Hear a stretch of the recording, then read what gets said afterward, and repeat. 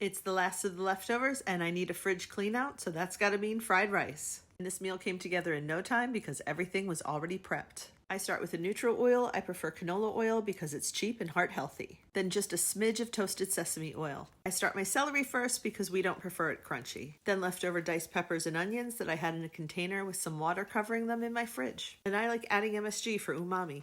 And you might want to look at the more recent studies about that. The beauty of cooking is that you use what you like.